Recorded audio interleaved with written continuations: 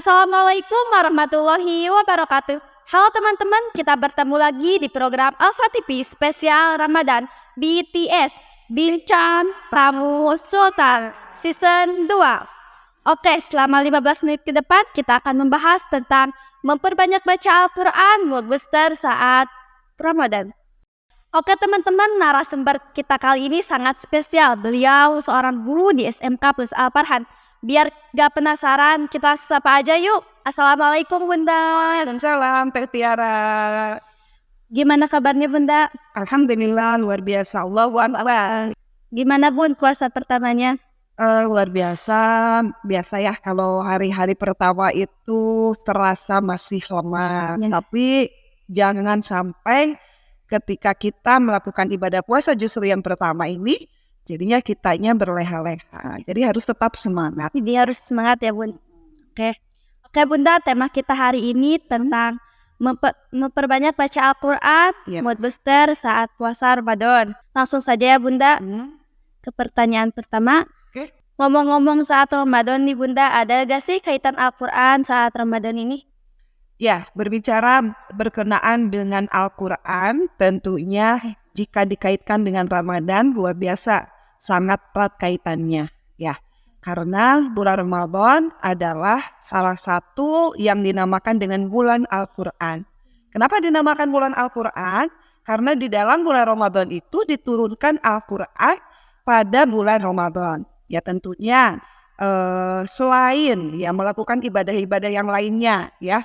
Nah, membaca Al-Quran tentunya yang lebih diharapkan di bulan Ramadan ini. Yang tadinya mungkin di bulan-bulan yang lainnya kita hanya membaca Al-Quran atau tilawah Al-Quran itu hanya sedikit saja gitu ya. Tapi di bulan Ramadan ini luar biasa. Harus senantiasa kita memperbanyak membaca Al-Quran.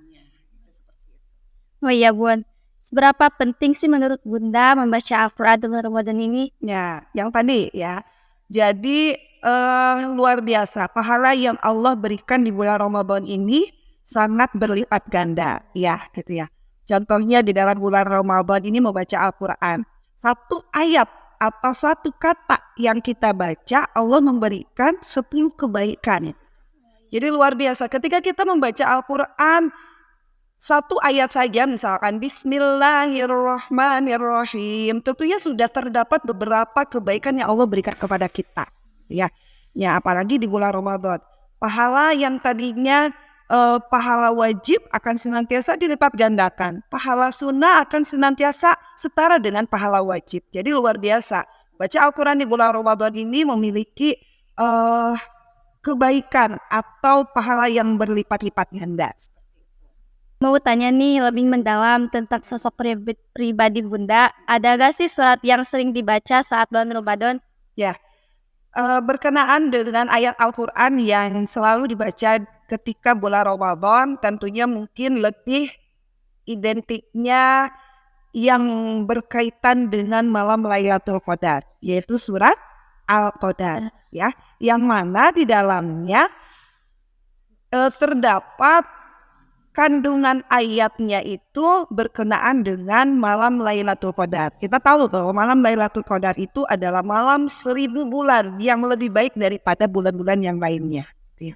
Nah, jadi yang lebih dirutinkan ya, yang lebih dirutinkan itu di surat Al-Qadar tersebut.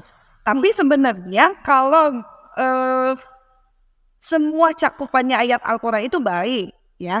Ayat Al-Quran itu bagus gitu ya. Cuman ada yang Allah anjurkan untuk lebih banyak dibaca ketika di bulan Ramadan. Di situ ada 7 surat ya. Ya, jadi ada 7 surat yang memang yang dianjurkan untuk senantiasa membaca Al-Quran di bulan Ramadan itu ya.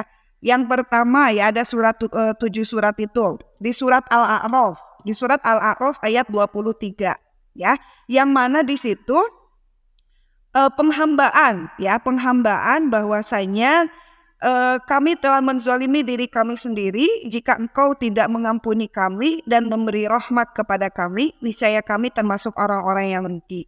Ya, jadi mengenai meminta ampunan dari Allah atas perbuatan-perbuatan yang kurang baik yang dilakukan oleh hambanya. Ya, jadi ada beberapa ya, kemudian surat-surat yang lainnya yang memang Allah menganjurkan untuk dibaca rutin selama bulan Ramadan itu. Jadi ada 7 surat yang harus dibaca ketika selama menjalankan ibadah puasa. Oh iya.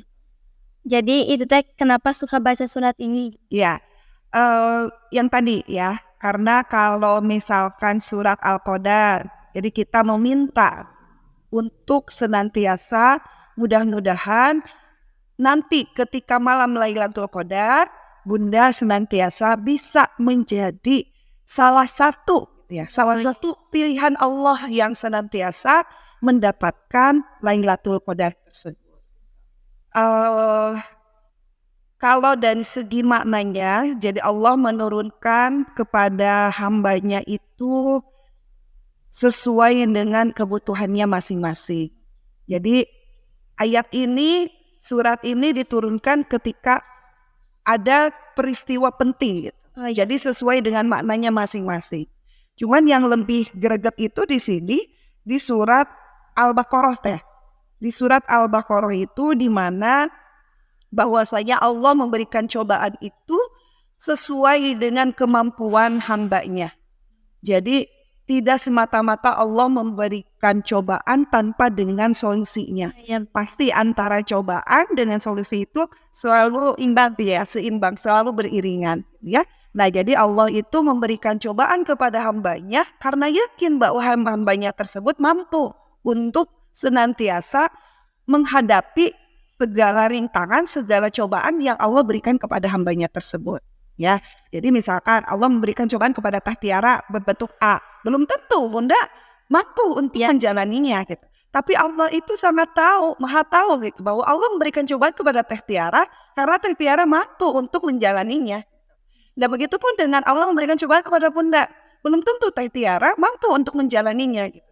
Jadi Allah itu sudah tahu apa yang diberikan cobaan untuk hambanya karena tahu bahwa hambanya itu pasti mampu untuk menjalaninya.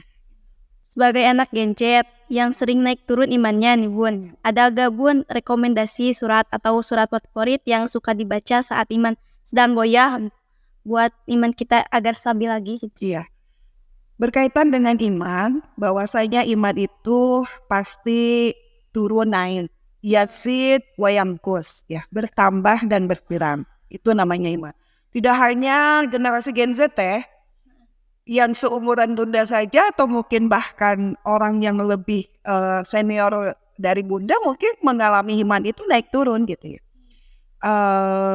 Apalagi dengan berupa teknologi yang semakin canggih sekarang gitu ya. Apapun ketika kita menginginkan informasi apa semuanya ada di HP, di sosial media gitu ya. Dan mana dari situ mungkin kalau di zaman sekarang mungkin ya jangankan orang lain, Bunda sendiri yang memang lebih banyak memegang gadget dibanding dengan Al-Quran mungkin gitu ya. Sedangkan keimanan kita mungkin ya gitu ada kalanya menurun atau futur gitu ya. Sementara kita juga melihat situasi bahwasanya kita itu harus gitu ya melawan hawa nafsu yang sedemikian rupa. Nah, dikembalikan dengan niat yang awal, bahwasanya mungkin kita ini hidup di dunia ini tidak akan lama teh. Jadi intinya bahwasanya pilihan hidup itu hanya dua, apakah kita mau masuk surga atau kita mau masuk neraka. Kalau kita misalkan melihat dari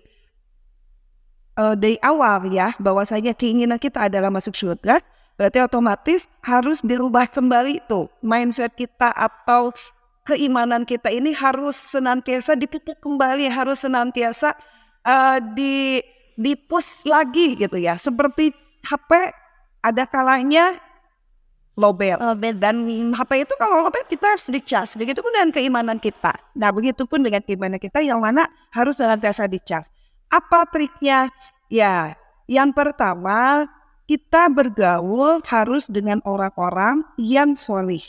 Ya. Si teman harus pandai-pandai memilih teman. Ketika kita memilih teman yang baik, insya Allah kita juga akan terbawa dengan baik. Ya, kalau kita misalkan salah memilih teman, ya istilahnya akan terbawa gitu ya hal-hal yang negatifnya. Syukur-syukur kita bisa membawa teman itu ke arah yang lebih baik gitu ya. Kalau misalkan kita terbawa malah ke hal-hal yang negatif kan bagaimana gitu ya itu. Jadi yang pertama seperti itu.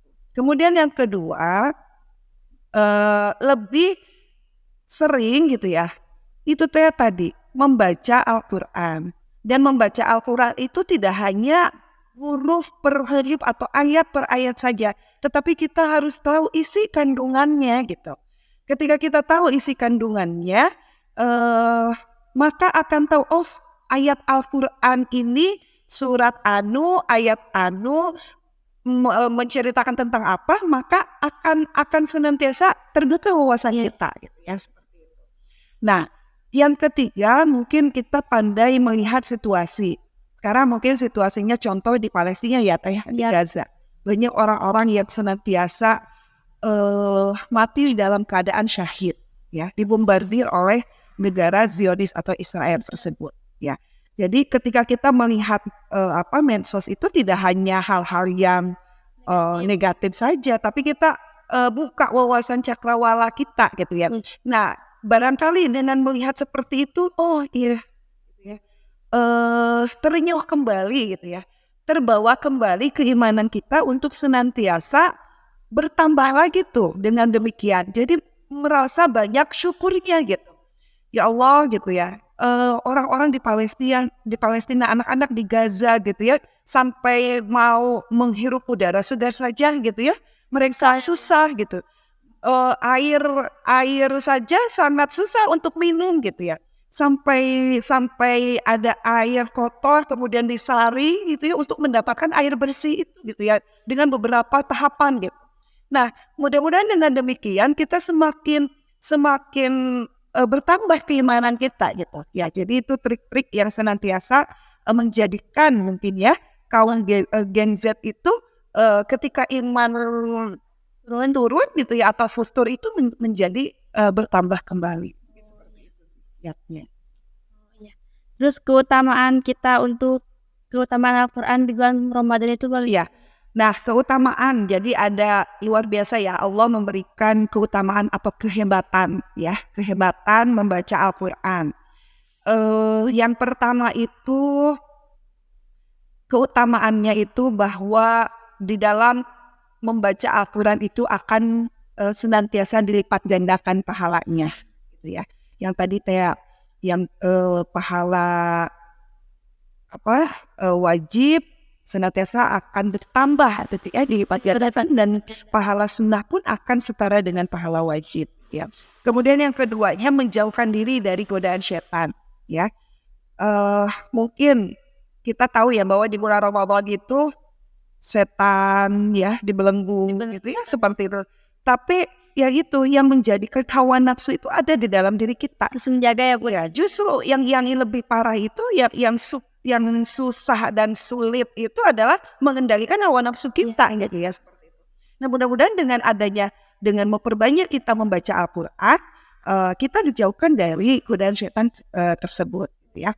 Kemudian yang ketiga itu lebih mengetahui apa saja yang terdapat dalam kandungan Al-Quran. Ya, makanya tadi ketika kita membaca Al-Quran tidak hanya ayat Arabnya saja, tapi kita harus mentadaburi arti kemudian tafsir isi kandungan dari ayat tersebut. Gitu ya, itu adalah yang ketiga kehebatan atau keutamaan dalam membaca Al-Quran.